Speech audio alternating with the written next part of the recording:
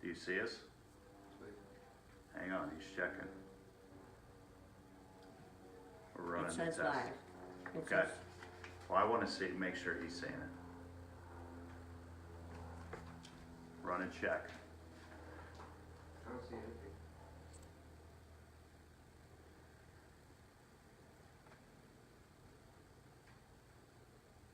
Oh, right there. You got it? Yeah, live. Yep. Okay, here we go. All right. All right, welcome and thanks for joining us today. Appreciate you guys tuning in. So my name is John Bunch. I'm with the Seabreeze Football Booster Club. And today I've got the pleasure of welcoming the new head man for the Sandcrabs football program, head coach Pat Brown. Yep. Welcome, Coach. Thanks, glad to be here. Thanks for joining us. No So yeah, it's first opportunity for a lot of folks to get to meet you and get to know you. So let's just start with background. Tell Okay. us about your background, where you're from, you know, your football background and your coaching background. Okay. I'm from North Brunswick, New Jersey. Went to high school at North Brunswick Township High School. Played there, and actually a lot of people don't know I actually went to 3 colleges. The first university I went to was LaSalle University in Philadelphia, PA. Yeah. Went there for a year, started every game at cornerback as a freshman, and just wasn't that competitive. It was at the D1 AA level, but it wasn't super competitive. And one of my cousins, Taekwon Underwood, that went to Rutgers University, Yeah. kind of convinced me to transfer back home. Yeah. And Jason and Devin McCourty, the twins that play for the Patriots that just won a Super Bowl. Yeah. We would work out in the summers, and the DB coach was there one day, and we all just started talking and ended up transferring back home to New Jersey to Rutgers, and started out playing corner there, but soon was switched to receiver. Was there for 3 years, had a couple guys in front of me. Coach Brian Jenkins, he was the head coach at Bethune-Cookman, but now he's the wide receiver coach at Alabama A&M. He was my wide receiver coach at Rutgers. I ended up graduating from Rutgers and had 1 more year eligibility. And he told me to come down to Bethune-Cookman, played 1 year there, and was awarded the opportunity to play in the CFL for a little under 2 years. Played there. Next year after that, played in the German Football League, and then decided to, call it quits and start getting started with the rest of life at that point. Started teaching up in New Jersey. Coaching Pop Warner up there. Knew I didn't really want to get into college coaching at that point, and I then relocated back down here in 2014 with my now wife, and was coaching Pop Warner in the area down here since then. Coached with the Port Orange Hawks for 1 year because a college friend I played running back with asked me to help out down here, and then I was living in Daytona. It was a whole lot easier. I was working in Daytona, and I was just spread out all over the place, so I decided to start coaching in Daytona with the Daytona Beach Bucks. Coached there for 2 years. Wanted to get into high school coaching, but I was working with DCF at the time as well, and the schedules didn't really match up. But my strength and conditioning coach, Josh Roberts, who I played with at Bethune-Cookman, reached out to me and told me he was going to be the strength and conditioning coach at Father Lopez, and told me to just reach out. That the coach would like to speak with me, and I told him, my schedule is a little hectic with DCF. You never know what you're going to get as far as when you walk into a home. There's no set schedule, and he's like, just talk with him. Might be able to work around it.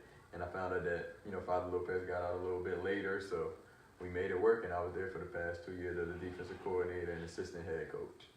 So tell folks a little bit about how Father Lopez has performed over the last couple of years. Okay, yeah. We came in, I think the year prior to that, they was 2-7. That year, when me and Josh got in there, it was just a whole lot of things as far as just getting with the athletes and, getting them used to the work ethic that it took to turn things around. Obviously the head coach played a big part in that, and Coach Matt Canals was a great leader for us, the program. Learned a lot from him, interacted well with him. Me and him have a good relationship still to this day. And he was on board with, things that I was thinking about for us instilling in the defense. And, I feel like it carried over into the team for just work ethic and things like that. And we got to a good point. The first year we went 6-4, and it was 2 games we lost by less than a touchdown. So it could have easily been an 8-2 season. But I think just that switch from guys turning from 2-7 to a winning season pushed us forward into that next year, whether it's this year that just passed. Them understanding like, okay, any game we go into, we can win and should win, and that just instilled a different level of confidence. So when we started off the season with the victory, it just kept on just stacking, and it set a different standard there at the school, as far as with the whole program. And where'd you guys finish last year? Last year, so we finished technically, it would have been 8-2 was the regular season. We won one loss, so we finished 9-3. Okay. Yep. And you won a playoff game. Won a playoff game. That was the first time since 1984. It was a whole lot of energy around that playoff game.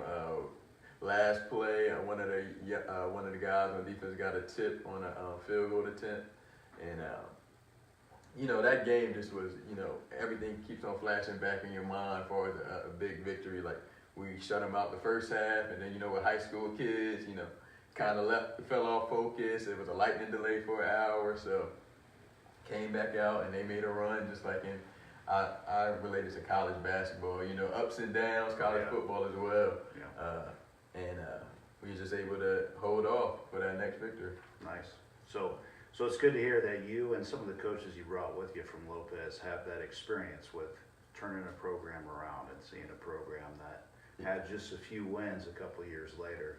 You guys are competing in the playoffs. Yes, definitely. Majority of my coaching staff I either played with or coached with.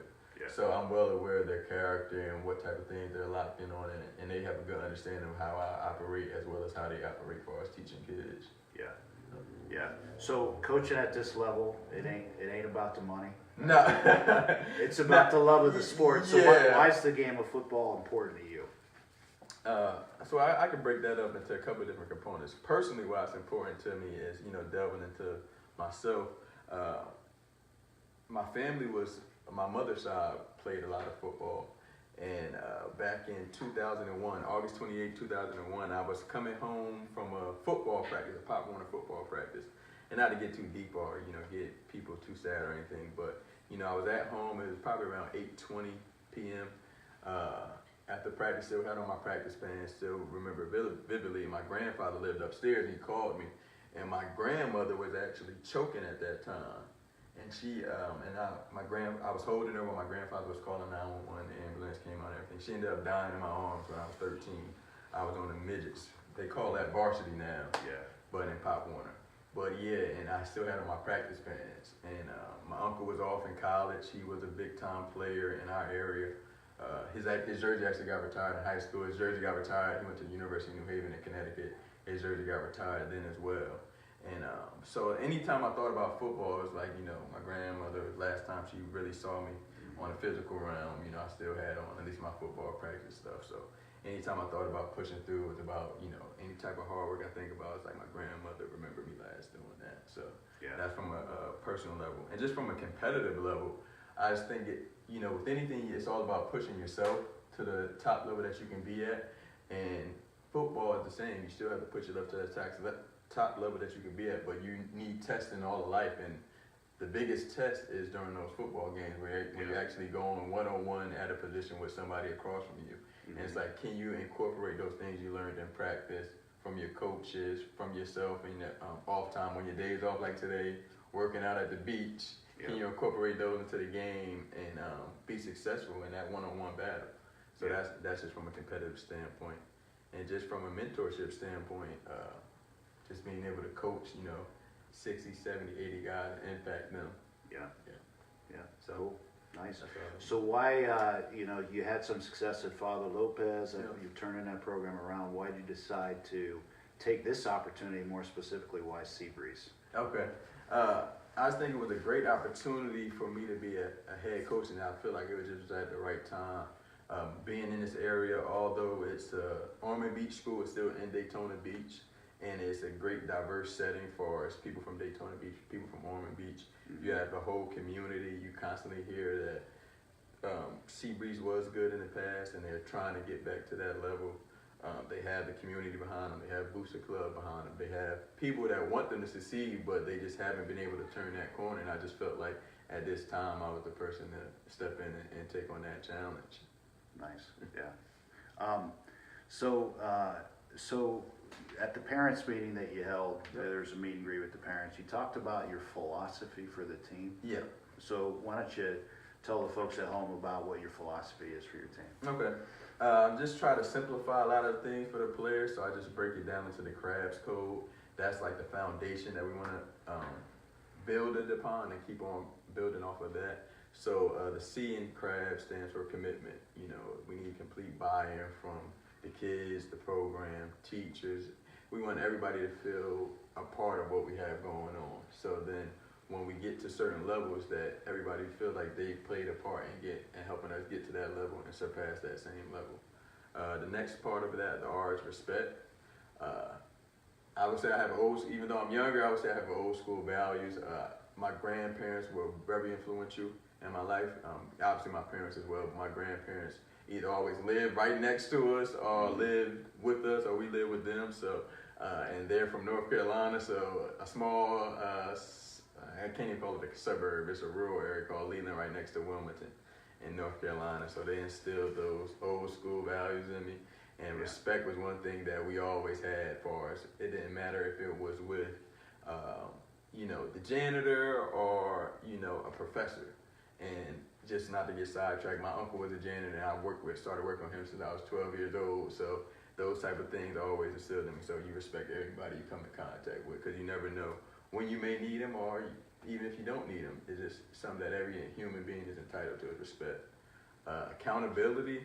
I think that's where a lot of things fall apart at for any organization, not just football.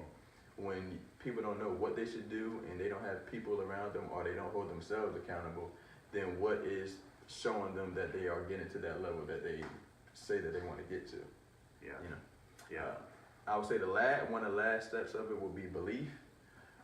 With the B as far as belief is that anytime you're in a change around process, you're going to have some kickback from certain people.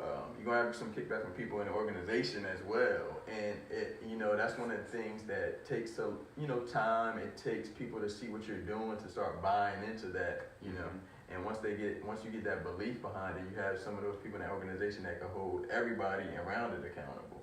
And when you have the right people believing in what you're doing, you don't have to micromanage every part of the operation. Yeah. And then, once we get to that part, I feel like we'll be at the standard. And I talk to the guys about the whole time. We're going to be held to a different standard. And once we get to that standard part, it's going to be like everybody's going to be looking back at that time when we turned it around. Like that was the standard that was set at that particular time. 2019, that team set the standard for the 2025 team or 2027 team. Yeah. So and I think that standard is key, so guys can always look back to like, ooh, that's a legacy once you get to a standard point. Yeah, you want to be part of the team that helps change the direction. Yes, sir. Right? Yeah. So, what are you talked about some things, your philosophy, any other expectations of the student athletes that you're going to have? Oh yeah, we definitely strive on max effort, and it's not one of these cliches, but it's max effort in everything that we do. You're not going to be at the best in everything you do, but you can control your effort, and this gets into one of our daily things that we speak about, and we call it the claw law.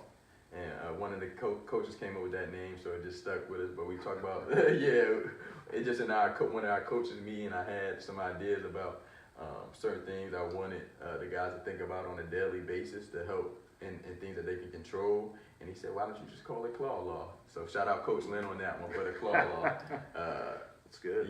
Yeah. So so when we think about a Crabs code, it's a philosophy, the foundation we want to build on. That's a long term. So for short term, daily things that they can focus on and control, the claw law, the acronym is AGG. So A is for attitude. Anything that you go into with the right attitude, I believe you can achieve. So if you come in with that right attitude that we can, we will, we must, then it's going to get completed. Yeah. The second part. Excuse me. Yeah, go ahead. Your water right now.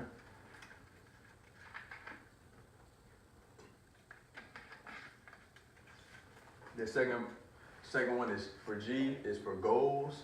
Yeah. When we talk about goals, anytime you want to achieve something, you have to write them down. Yeah. You have to envision. I see you have to envision them. You have to see them before it happens. So We talk about envision them, write them down, and then assessing whether or not you're achieving the goals. And then at that point, you can determine whether or not you got to change your goals, or do you have to lower them somewhat? Because sometimes you might jump out the box with some of your goals and be like, okay, I got to adjust it slightly here. So that's the second part of that. And then the last thing is grind. We talk about a grind to match. So don't just have these goals out there and you're not putting forth the work to attain those goals. So long as you are grinding to get to those goals, then those three areas are all things that you can control: attitude, goals, and that grind and match. That's good. Yeah. That applies beyond football. Yeah, we're not just talking about football at all. Yeah, absolutely. Good. So you were the defensive coordinator at Father Lopez. You're going to play defensive coordinator for Seabreeze as well, right? You're going to take on that responsibility too? Yeah. And so what can we expect from the Seabreeze defense this year? The number one thing that we've been doing so far is I want to boost all the guys' football IQ. So we do have seventh period together, and that's with most of the older guys. And at that point, it's not always just lifting, working out. We go into the classroom, at least once a week, and we just talk about football things, gaps, techniques. Last week we talked about the size of the football field, and how wide was it? How was it broken down for us from sideline to hash, and hash to hash, and hash to sideline? Different landmarks on the field, the hash, the numbers, what type of philosophy. If you're running a certain defense, where are the openings at on that defense, so you know where the offense will attack at. So I think, playing cornerback and playing wide receiver on a college level was great for me to be able to know, if I'm at cornerback and I got a certain leverage and the wide receiver is trying to stem me, what type of routes can I cancel out that they're trying to do at that time. So that's the type of mindset I want what the defense to have, to know, okay, if we're in this defense, where's our soft spots? Okay, they're more likely to try to attack these areas so they can be one step faster in a lot of things. So our football IQ is definitely going to rise, and it's already rising. The guys are intrigued. They actually love learning. And, sometimes I ask them, like, I talked about landmarks last week, and, I was like, I was asking them for receivers, where would a receiver line up? An outside receiver, the ball is in the middle of the field, for an example. And a lot of guys didn't know. So, went over that, top of the numbers is standard for aligning your outside receiver in a normal setting. Just saying normal without going into more detail. So, if a guy lines up wider than that, most likely inside breaking route. Guy lines up inside of that, most likely outside breaking route. So, you saw the light bulb on those guys' eyes click, like, okay, that makes sense now. And it's just getting them used to some of that terminology, some of that college and, professional terminology, like landmark, because a lot of the guys like, landmark, I'm like, yeah, landmark on the football field, numbers, hash, those are landmarks. So it was good seeing that. So first off is definitely the football IQ. The next thing I want to say is just playing fast. With them having more knowledge, anytime you are comfortable in what you're doing, you can play faster. Yeah. And you don't necessarily have to Not be... having to think as much and just react. Exactly. Yeah. You don't necessarily have to be the fastest guy. We're not looking for all these guys, okay, you run a 4.4, you run a 4.3. No. I need the guys who play fast on the football field and not thinking, know their assignment and able to complete it. So playing fast and then physical, We're going to be an old school defense that tackles and tackle through the ground, not to the ground, play through the whistle, and we're going to finish plays. Nice.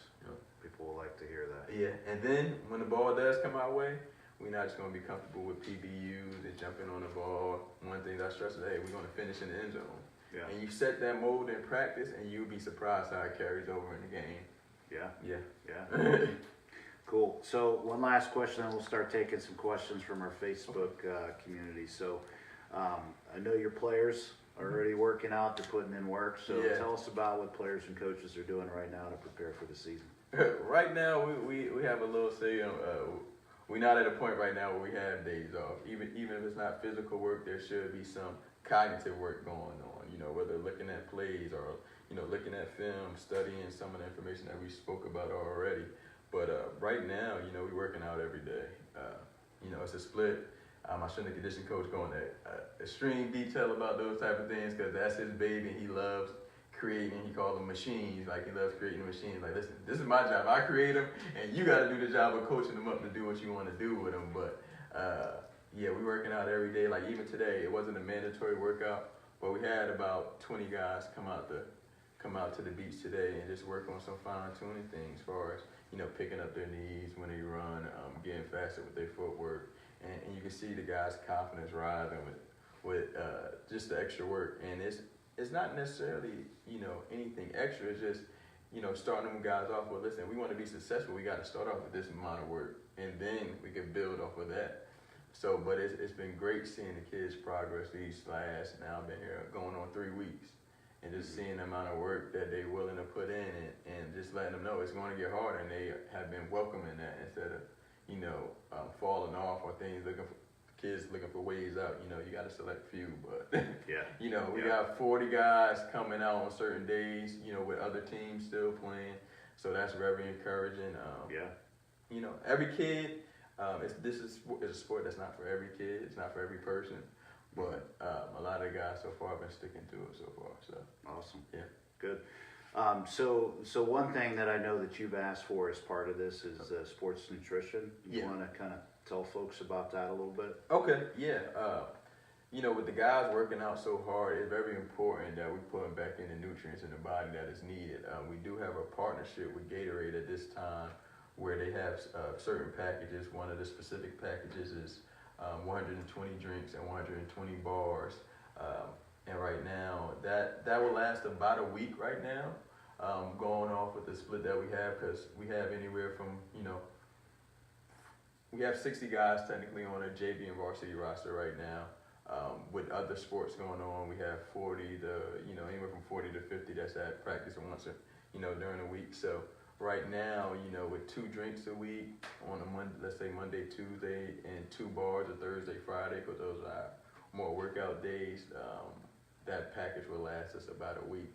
So with that package, it's roughly $155, you know, not going into the shipping and all that information, but that's roughly how much it costs per week for these guys to get some of the, you know, supplements that they need. And we could, I've been helping as far as, like I got the guys some loaves of bread, peanut butter and jelly sandwich, some bananas today, as far as afterwards if they wanted that. So it's just, you know, replenishing that body, because your body's only going to go what you put inside of it at this point. And we are asking a lot from them, hydration-wise as well is a big proponent. And stretching at night, we tell them make sure you're stretching, and make sure you're stretching as well. So we are encompassing the full athlete, for them to understand their body, what they need to put in, how they need to take care of it. Guys getting in the ice tub afterwards as well. But yeah, that nutrition and supplements is a big part of that. So I'm going to make a quick plug here. Yep. All right. So for the football boosters, we're in the process of we're putting together a budget for the year right now, and we're just looking at upcoming expenses that we have to pay out in the next few months, and of course matching that to what's currently in our checking account, right? And this Gatorade Sports Nutrition Project is something the Booster Club at this point can't fully fund. So we're looking for donations from parents and supporters that are willing to give some money to the program to help the kids over the next 8 weeks of their off-season conditioning, to have, you know, some Gatorade Sports Nutrition drinks and these protein bars at the end of the practice to help with that recovery. So you can go to SeabreezeFootballBoosters.com. It's our website, SeabreezeFootballBoosters.com. Scroll to the bottom of the homepage. There's a PayPal button at the bottom. You can either pay via PayPal or put your credit card in there and donate whatever you feel comfortable donating. Coach said it's $155 a week for 8 weeks. It's about $1,200 total. So whatever we can raise for parents, we'll go fully to the program. And you're also going to try to supplement a little bit by asking kids to pay $1 a day for each. So we get some money back on that too. So, all right, so folks, so that's a quick plug. And we're going to take some questions here. My lovely assistant will provide these. How do you plan keeping the kids zoned for Seabreeze at Seabreeze? I think a big part of that is having a coaching staff that can relate to the kids, that have coached the kids or their family members, and just being involved in the community. We actually have an 8th grade meeting. We don't have a set date or time, but we have been in communication with some of the 8th grade programs around, like Seabreeze Sandcrabs and the Pride, and even the Bucks organization, because some of those kids are zoned for on Seabreeze as well. So we plan on having that 8th grade meeting within the next couple of weeks, as long as we get approval from the AD of some coaching things that we need to get approved for, as far as those guys being able to practice and things like that during spring. But we want to get that relationship going early on in the process, so they understand what's to be expected, like we said. And parents want to come to practices and things like that. We're going to have certain open practices for parents to come, alumni to come, so they can see what we have going on. I think that's part of it. Being able to relate to the coaches is a big part of it, and them understanding that where we're going right now, what we're requiring of the kids, what the program is doing, discipline, structure. Like I said, this strength and conditioning coach that we have is a big proponent of that. And ultimately, parents get comfortable with sending their kids to places where they think that they're going to be molded into young men and potentially have a future after that. Not everybody's going to have a chance to go to college to play football, but once we start sending kids to school, which we will do pretty soon, I have no words that it will get turned around and people will start coming back. Nice. All right. Got another question here. How will you push your athletes to be the best academic students possible? That just goes into being accountable. They already have some time management sheets, and in college that helped me big time get through, and they would be able to manage, what we have going on. As far as you have more leeway in college, not a lot of people who might not have been there don't understand. You have more leeway, so you might have a lot more people that fall to the wayside in college because of those time management skills. We see those on the job as well. People with bad time management habits, don't usually perform well. So I think that was one of the most beneficial things that was instilled with us early on, and as freshmen was that time management sheet, and I kind of still stick to that grid. And when I reached out to my previous, it's crazy, I still have a relationship with my previous academic advisor from college, and he sent me that over a couple years ago actually, and still utilizing it, and going to instill that in the guys as far as understanding what you have going on this week. And it's like, okay, because you forget certain things, especially if you're not writing them down, but to have it written down, and you just got to check once or twice a day, and like, oh, I got a test due in 2 days, so I got to start studying for that tonight instead of waiting till your teacher says on Wednesday in class, you got a test tomorrow, and now you cramming and study. So that time management is going to be big for us pushing them, and we are holding them accountable to that. I'll be checking, and some of the coaches will be checking that tomorrow. So everybody has to have that in, and we'll be starting study hall up in about 2 weeks. All right, study hall. Yeah. And who has to attend study hall? So study hall, for some folks, right? Yeah, study hall is mandatory for anybody under 3.0 GPA and all freshmen. All freshmen. All freshmen. I like it. Yeah, we don't want, and you see that. It's an adjustment period. They're coming from middle school, now they're in high school. You might have 400 or 500 students. If you had a bigger middle school, now you had a high school with 1,600 students, and you got a lot of things going on. Kids going through puberty, trying to fit in. Yeah. Classes all over the place instead of classes in one building. So it's just a lot of things going on. So we're trying to help that transition as smoothly as possible. Yeah. Great. And then just not giving them stuff. You gotta earn your way out of study hall. There you go. All right.